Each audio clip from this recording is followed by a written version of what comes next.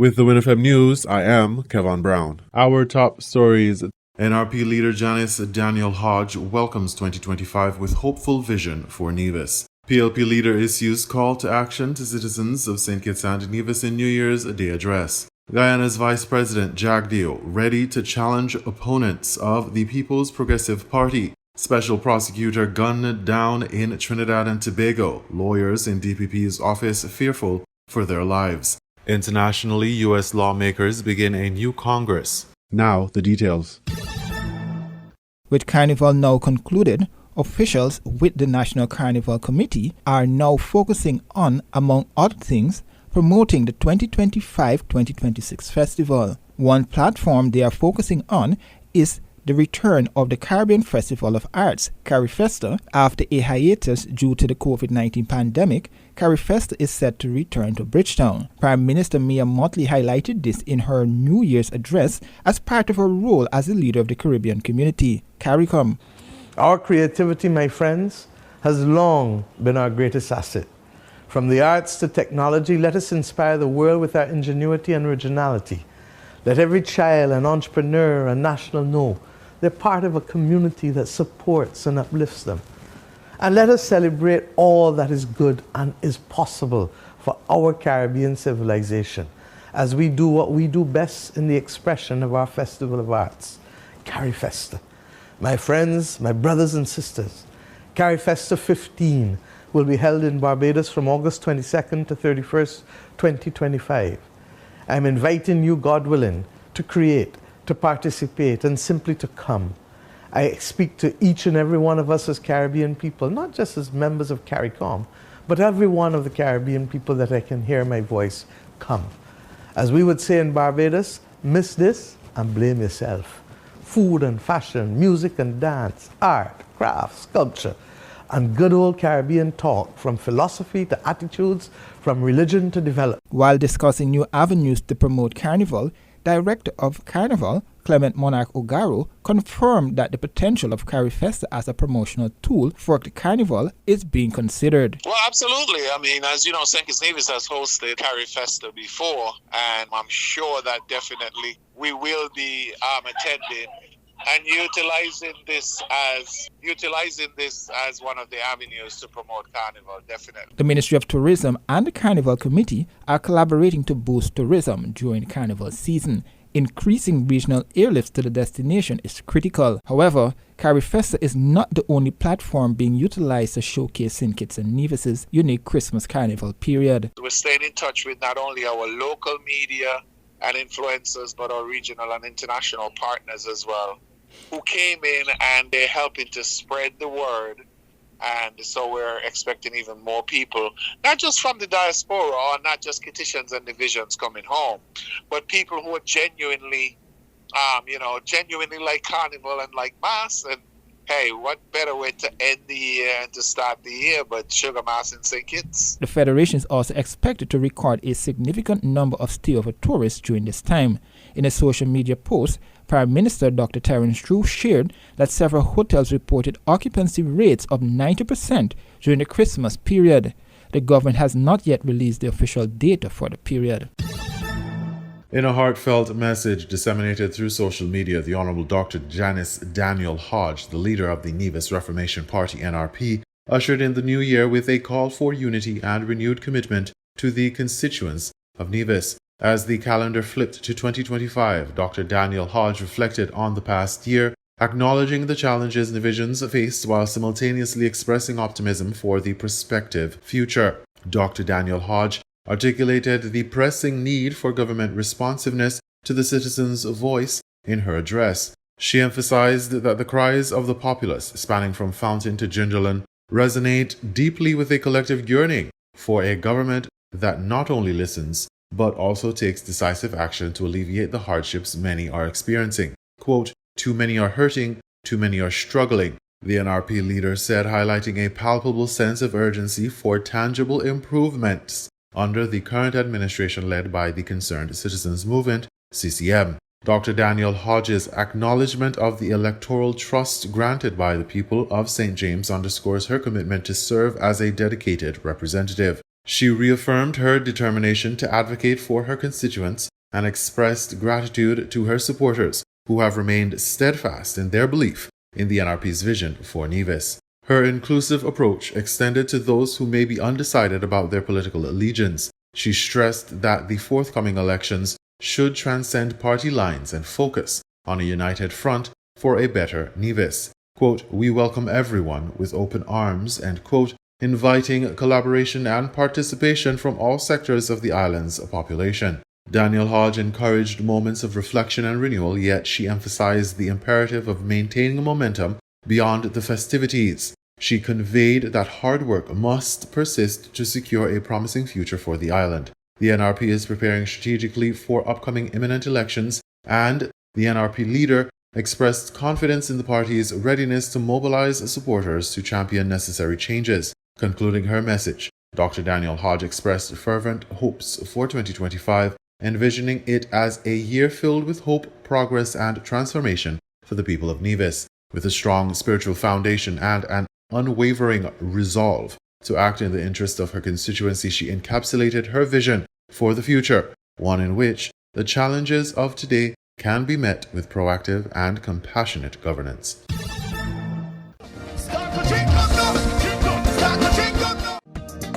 I try to bring me down.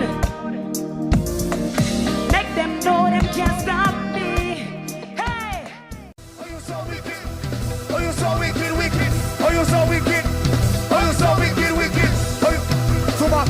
Tell them how you feel. From the large crowds at the Soca Monarch to the sold-out attendance for the Jewel in the Ring at the Calypso Monarch, the 2024-2025 National Carnival is being hailed a success by Committee Chair Shannon Hawley. Reports, the general consensus is that the entire Sugar Mass 53 season was a resounding success. From our sold-out shows in Carnival Village, the home of Carnival that we moved back to with a temporary expansion, from our street activities, in addition to our grand parade like yesterday, was a massive success. And this is based on reviews that we have been inundated with from spectators, from viewers online, from returning nationals, individuals, carnival lovers. After just over 5 weeks of hard work and intense competition, the carnival reached its peak with the Grand Parade and Last Lap, where thousands of revelers and onlookers gathered in Bastille. The Ultra Carnival troupe dominated the event, winning the much-anticipated Troupe of the Year category. We started our planning earlier this year.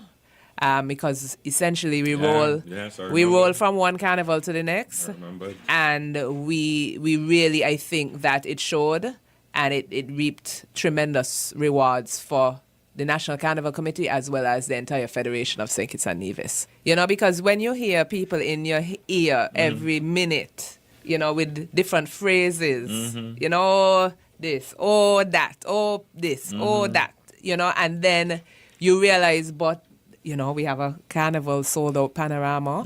Our Calypso competition, all of our vendors' physical tickets were sold out. Our Queen pageant had much more attendees than last year. Our talented teen pageant was sold out. So you tend to think, well, if... So results don't lie and statistics don't lie. So definitely you had parade troops being sold out early.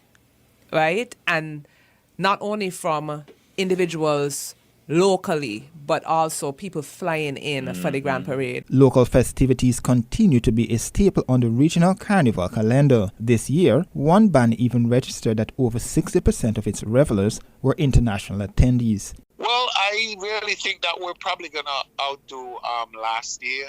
And one of the reasons for that is Lux, one of our international mass bands. You know, they've reported that 60% of their revelers flew into St. Kitts to play mass from, all over, not just the diaspora. And these were not just Kittitians and divisions returning home. These were people who have intermingled and intermixed with Lux on the international scene. And so they're bringing in, as I say, 60% of their revelers.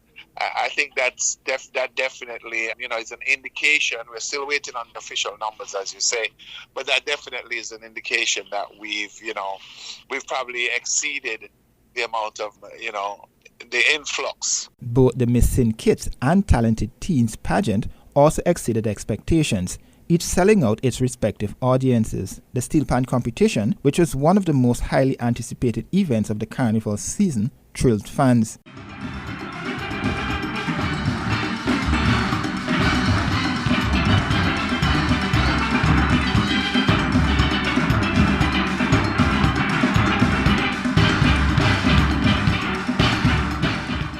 It was the EBJ Harmonics band that continued its dominance, claiming a 5th consecutive title.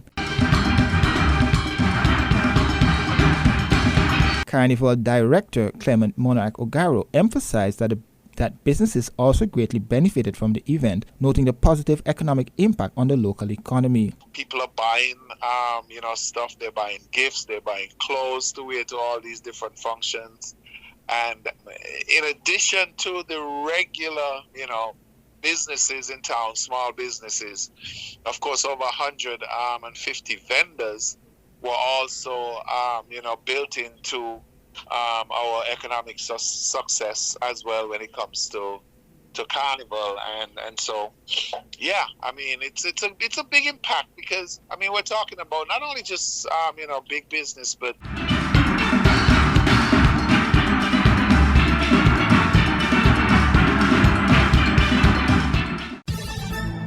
The Honourable Dr. Timothy Harris, Member of Parliament and former Prime Minister of St. Kitts and Nevis, delivered a New Year's address urging his compatriots to unite against the prevailing issues of crime, safety, and government incompetence as the nation transitions into 2025. In his speech, Harris expressed optimism tempered by frustration as he acknowledged the struggles faced by citizens. I hope that for our people and country, 2025 will be a much better one of less hardships, less unemployment, less increases in the cost of living, less murders, less cover-ups by the government, less misappropriation and corruption in this government.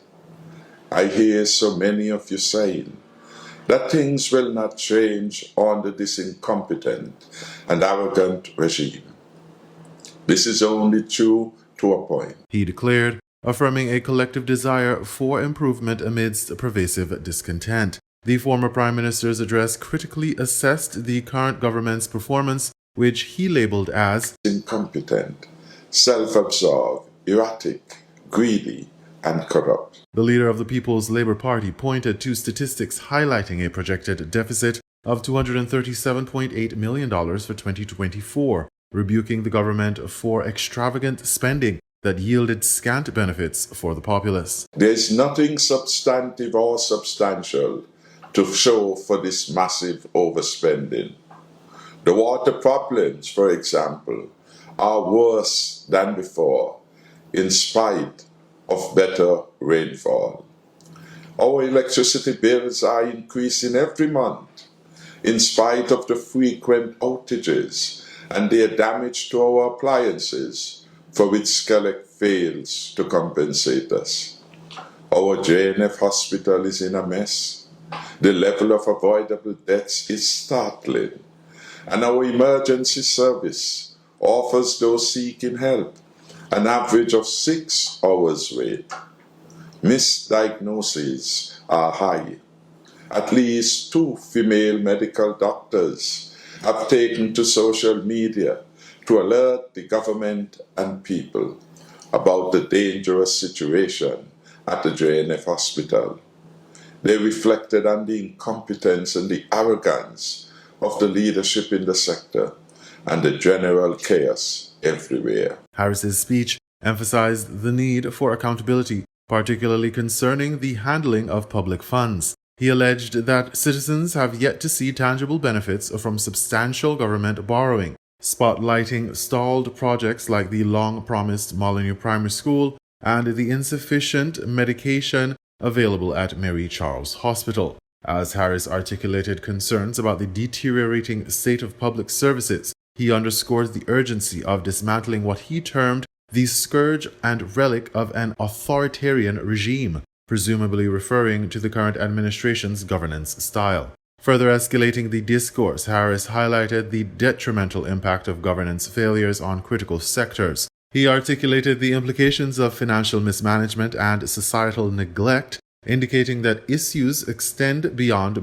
mere fiscal deficits. The speech encapsulated a broader disillusionment with the prevailing governmental apparatus. It urged citizens to take action, similar to the biblical story of Esther, suggesting that unity and resolve are imperative to provoke change. Harris ultimately positioned the People's Labour Party (PLP) as a credible alternative to the current regime in his address. He recounted the PLP's past achievements under Team Unity, citing effective financial management and successful navigation through crises such as the COVID-19 pandemic. The PLP in government successfully took us safely through the worst pandemic in a lifetime. We provided support to families with disabled members. We provided support to businesses and taxi operators. Significant reduction in corporation tax from a high of 33% to 25%, and a 50% reduction in the rate of incorporated business taxes. We provided income support of $1,000 per month to those who lost their jobs as a result of COVID-19. All of these efforts delivered peace and stability in the land that we love. We also provided unprecedented budgeted support to the Nevis Island administration and to our people in Nevis. He expressed confidence in the party's capacity to foster a more substantial, safer future for St. Kitts and Nevis. Harris's invocation of hope thus served not only as a rallying cry for action but also a reminder of the potential for transformative leadership that prioritizes the welfare of the nation's citizens over trivial pursuits. In summary, as St. Kitts and Nevis embark on 2025, Dr. Harris's address reveals challenges that encapsulate a critical juncture in the nation's governance. The call to action echoes within civil society as citizens grapple with political decisions, social and economic ramifications. Harris's emphasis on unity as a precursor to transformative change suggests collective engagement in addressing pressing issues of governance, safety, and long-term national development. In regional news, Guyana's Vice President Jagdeo ready to challenge opponents of the People's Progressive Party, Guyana News source reports. With this year set to see general and regional elections, Vice President Bar Jagdeo declared that persons with political ambitions will have tough questions to answer once they declare their interest to run for political office. Mr. Jagdeo began his press conference by saying he plans to go hard against detractors and opponents of the PPP this year.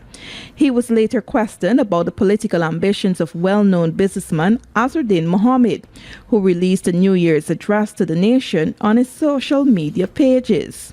This is a free country, and anyone can contest the elections. However, once you declare your track record, the same way we face scrutiny every single day, we have to face scrutiny over a whole range of issues fairly and unfairly.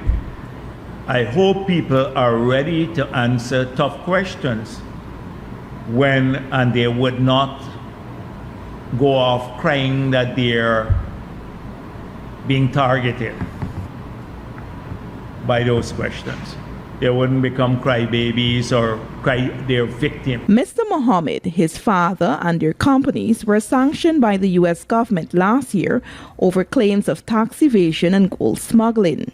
They have denied the accusations, and the younger Mohammed has been leading a strong public relations push on many of his projects long before those sanctions were handed down. Mr. Jagdeo said every person has a right to seek political office, but noted also that persons would have to answer answer for their dealings and face scrutiny like any other public official. A New Year's message from businessman Azzuddin Mohammed has been seen by some as his entrance into politics, but he has not announced any political intentions. As it relates to the sanctions against the businessman and his father, President Irfaan Ali has recently said that Guyana is still awaiting word from the authorities before it can proceed to take actions locally. Special prosecutor gunned down in Trinidad and Tobago. Lawyers in DPP's office fearful for their lives. CNC3 has the details. You know, sometimes when you think about how God has been good to you, it's difficult to keep back the emotions, you know.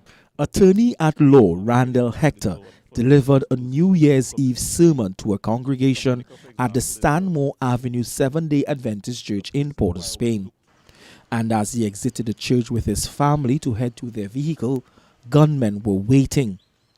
Hector, 43, a former prosecutor in the Office of the Director of Public Prosecutions and a lawyer in the Office of the Attorney General, then later transitioned into his own private practice. Legal sources said he had been contracted by the state as a special prosecutor to take on high-profile cases, including one involving an alleged notorious gang leader.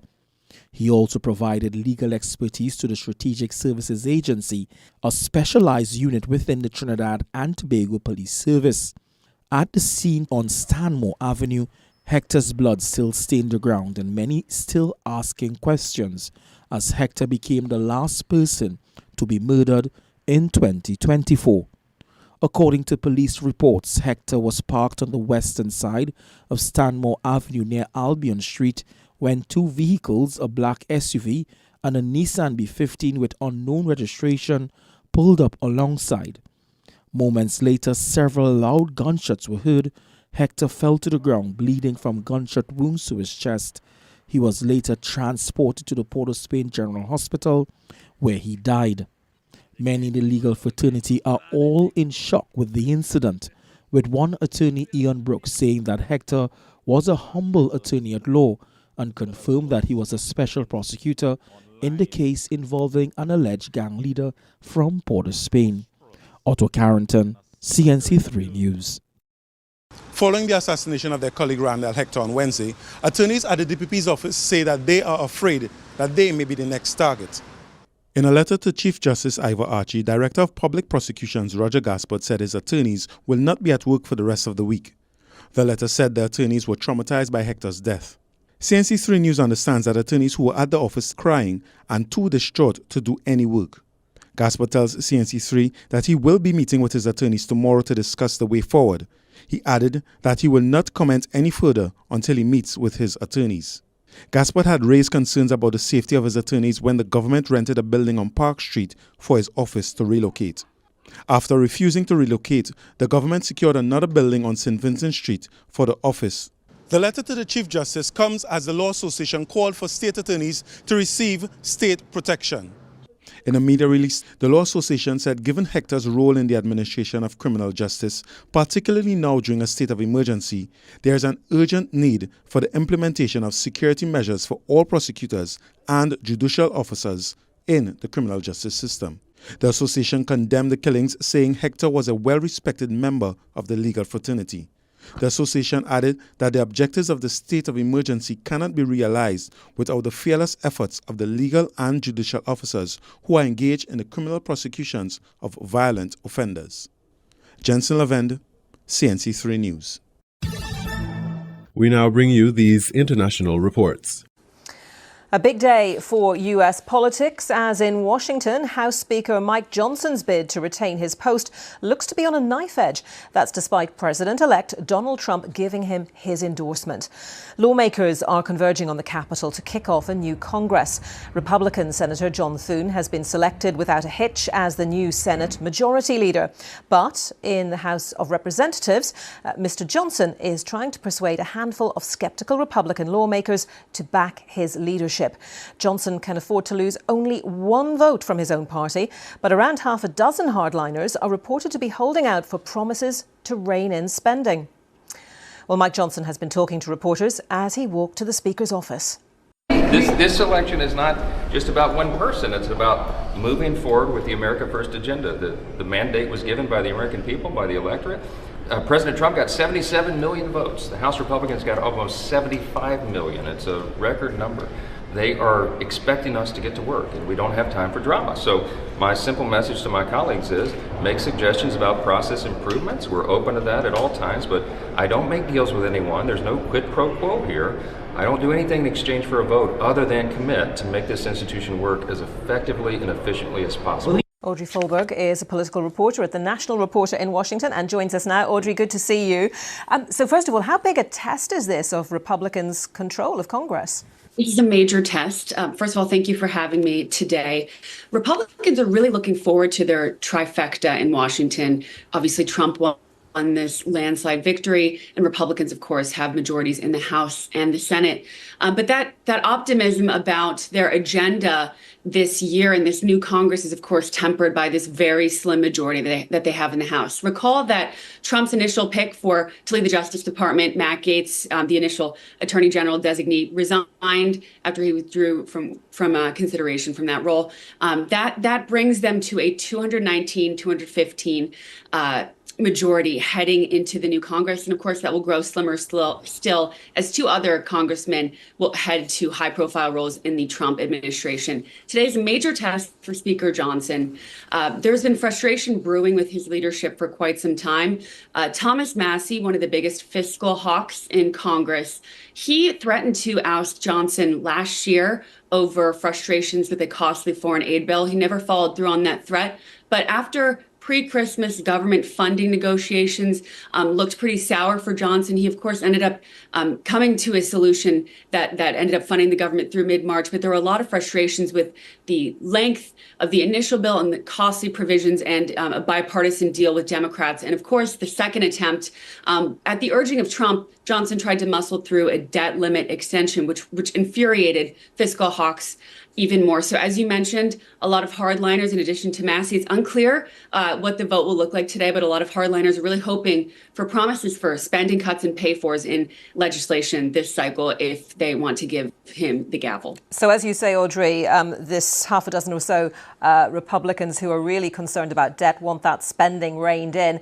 Do you think it's down to some horse trading now to sort this out, or is it going to be trickier than that, more fundamental than that? It's really tricky here because recall when Kevin McCarthy, he took multiple ballots of counting on the House floor to secure the gavel last Congress. So, and he did that after he eventually won the gavel after a lot of behind closed doors deals with Republicans. One of those agreements that he agreed to was, of course, lowering the motion to vacate the speaker to just one vote, which, of course, ended up leading to his undoing. So Speaker Johnson is aware of that. That's why he's telling reporters that he's not going to agree to any closed door deals. A lot of hardliners are talking about, urging Johnson to make Chip Roy the chairman of the Rules Committee. That's something that they really want him to agree to. It's unclear if he will follow through on that. But again, the major consideration is whether Johnson will agree to spending cuts. But of course, we'll have to see. It's unclear what that vote will look like later today. And just very briefly, Audrey, if you would, does this potentially give more power than expected to the minority leader in the House, that's the Democrat Hakeem Jeffries, who Speaker Johnson has worked with on a number of times to get some votes through? He has worked with him in the past. Of course, as I mentioned, they worked together on a government funding deal, a bipartisan 1,547-page long bill, right? But then, of course, that ended up falling through, and that has frustrated Hakeem Jeffries. Today, Democrats are expected to uniformly vote for Hakeem Jeffries on the House floor, and they're not expected to save Johnson in this vote. But of course, next year, he may need some help to get some big ticket items across the finish line because he'll have such a slim majority. U.S. cities are beginning the new year on high alert following the deadly truck attack in New Orleans and the explosion outside a Trump hotel in Las Vegas. The incidents have both raised fears of more threats in a month packed with large-scale public events. In Washington, police said they have beefed up security across the city. The move comes ahead of a state funeral for former President Jimmy Carter on January 9th, as well as the inauguration for President-elect Donald Trump on January 20th. On Thursday, college football's annual Sugar Bowl in New Orleans, postponed a day by the attack, also saw heightened security. Before the game, the security perimeter around the Superdome had been expanded with water-filled barricades, and the stadium had been swept multiple times with bomb-sniffing dogs. In New York, there was enhanced security outside of Trump Tower, major train stations like Penn Station, as well as several other locations across the city. And just days before the anniversary of the January 6, 2021 attack on the U.S. Capitol, the FBI has released a new video of the unsolved pipe bomb case, seeking new leads. The suspect placed 2 pipe bombs near the Capitol the night before the attack. Police deactivated both. Despite receiving more than 600 tips and offering a $500,000 reward, the FBI has not been able to identify the suspect in its 4-year-old hunt. US President Joe Biden on Friday followed through on his pledge to block Nippon Steel's $14.9 billion bid for US steel. He cited concerns the deal could hurt national security. The move, long expected, cuts off a critical lifeline of capital for the beleaguered American business. US Steel has said it would have to idle key mills without the nearly $3 billion in promised investment from the Japanese firm. The proposed tie-up faced high-level opposition from the powerful United Steelworkers Union, as well as politicians. Both Biden and his incoming successor, Donald Trump, have taken aim at it as they sought to woo union voters in the swing state of Pennsylvania, where US Steel is headquartered. Trump and Biden both asserted the company should remain American-owned. US Steel has previously said the deal's failure would put at risk thousands of jobs, and it might be forced to close some steel mills, an assertion the USW union called baseless threats and intimidation. Nippon paid a hefty premium to clinch the purchase of the number 2 US steel producer in an auction in 2023. But the bid prompted a review of the deal by the Committee on Foreign Investment, which vets international acquisitions for national security risks. The committee passed the final decision to Biden. Japan is a key US ally in the Indo-Pacific, where China's economic and military rise has raised concerns in Washington, along with threats from North Korea. Japan is also the top investor in the United States. You were listening to the WINN FM 98.9 newscast. Our top stories were: NRP leader Janice Daniel Hodge welcomes 2025 with hopeful vision for Nevis. PLP leader issues call to action to citizens of St. Kitts and Nevis in New Year's Day address. Guyana's Vice President Jagdeo ready to challenge opponents of the People's Progressive Party. Special prosecutor gunned down in Trinidad and Tobago. Lawyers in DPP's office fearful for their lives. Internationally, U.S. lawmakers begin a new Congress. Thank you for listening.